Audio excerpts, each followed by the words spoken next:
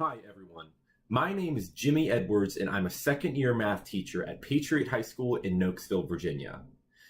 In college, they're going to teach you so many things about teaching, like child psychology, behavior management strategies, and how to create assessments, but they don't tell you everything you need to know about the profession. So, here are 10 things about teaching they don't tell you about in college. Number 1, hone your skills in a hobby, craft, or sport. These days, there's so many clubs and sports that are at every single level in school.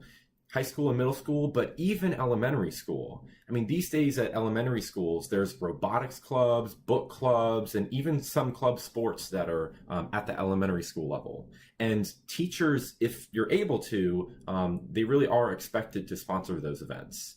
So if you're a lacrosse player right now, or a football player, or you are really interested in engineering or technology, or maybe you're a singer or guitar player or a theater person, it's a good idea to stay involved with those things in college and learn a little bit more about that, and even potentially coach or sponsor clubs like that if you can, so that once you are a teacher, you can get right in and be ready to teach those kids.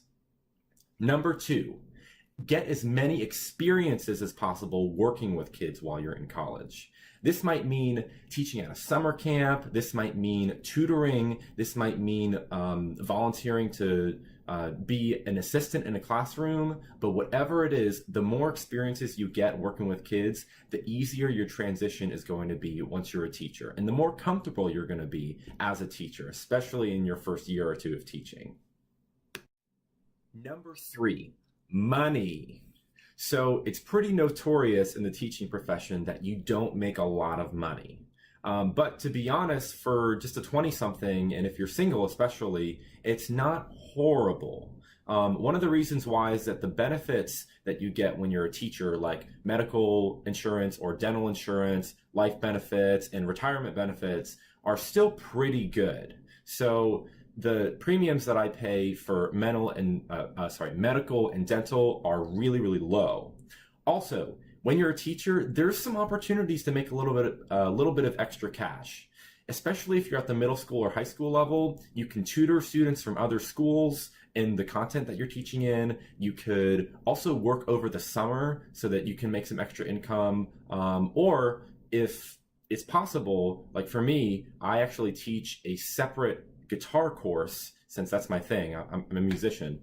So I teach guitar during one of my planning periods for actually a lot of extra money. So the salary that I make isn't too bad for someone who's young. Now, it doesn't scale very well, meaning that once you get older, the step increases that you get every year aren't great, but it's not like you're going to be begging for food if you're a teacher. So that might be one thing to give you some solace as you think about your future as a teacher. Number 4, snow days. I repeat, snow days. Okay, they're amazing. So when you get like halfway through the year, you get snow days. And what that means is you don't go to work, the kids don't go to school, you just get a day off like out of nowhere. Okay, it's amazing. Now, don't get me wrong. I love my job. I love kids. I love going to work every day. I love working an amazing amount of hours every week. But you get like halfway through the year, it's January, February, and you're tired, okay? You've been working really hard for like 5 months already. And then all of a sudden, you see that forecast come around. It's like there's going to be snow, and you just know it. And then you get days off, and it's awesome, okay? So that's great. You're going to go on Facebook, and you'll be like, okay, everybody, I know you guys are all working, but I'm on a snow day, let's go. And then you show yourself like Instagram photo, like sipping some tea or something, I don't know. But it's great, something to look forward to. There are actually lots of days off that you get. You'll get all these random holidays off. Like this year we get Inauguration Day off, which a lot of people don't get if you're not a teacher. Obviously the summers, but it's a pretty sweet perk to get these days off here and there.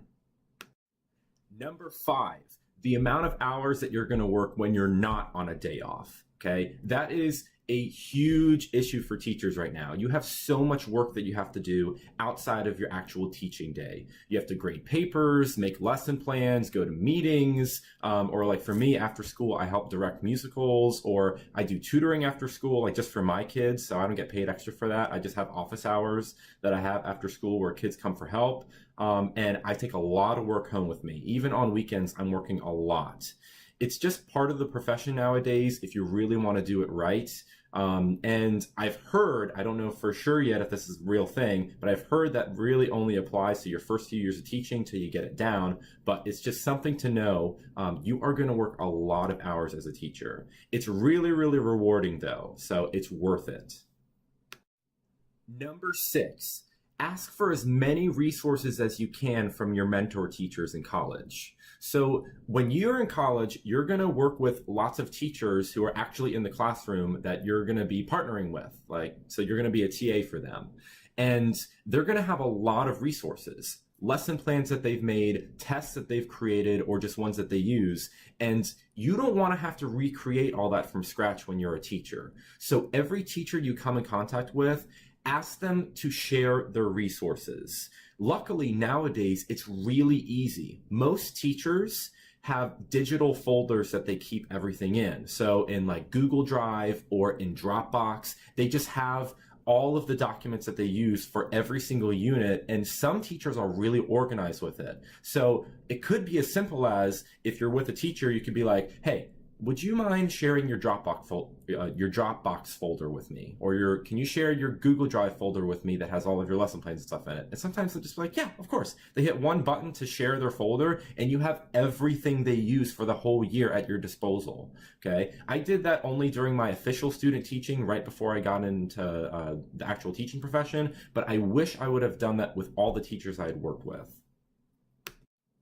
Number 7. Keep in touch with all those people that you work with in college. So you will be surprised at the things you will actually use your mentor teachers for, even after you're done working with them. You might have questions for them. You might just want to go grab coffee and ask them for advice. You might want to email them for additional resources. You never know. So make it a point to either exchange phone numbers or email information with anybody you work with, okay, if they're willing. Number 8, how to get the most out of your student teaching experiences. I want to recommend that you keep a journal or a document of all of the things that you want to remember about your student teaching. Okay, your teacher, your mentor teacher, is going to implement some things that you really want to do in your classroom. Like maybe they have some kind of song to help teach a certain skill. Maybe they have some sort of behavior management strategy that just really works. Or maybe they have a game that reviews content really well. And you're not going to remember all that in a few years once you're actually a teacher, unless it just really sticks out with you. So keep a journal or a running document that has all of the tips that you want to remember later down the road. It's really going to help because you don't want to forget those really good things. Number 9, always be ready to jump right in during your student teaching experiences.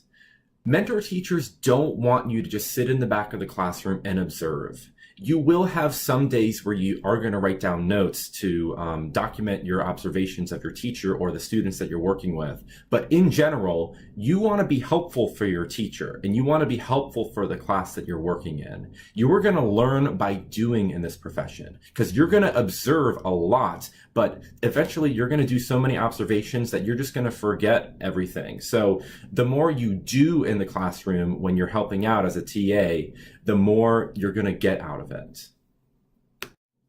Number 10, you can have a profound impact on a child regardless of the mistakes you make. It's really the little things that matter in teaching. Kids honestly don't care if you make mistakes, and really the younger students probably don't even notice if you're making a mistake in the classroom. In fact, I had a student that I was at a middle school in a student teaching experience. It was an algebra classroom, and it was the quietest student in the classroom. I didn't have many exchanges with her, to be honest, just because she was so quiet and shy.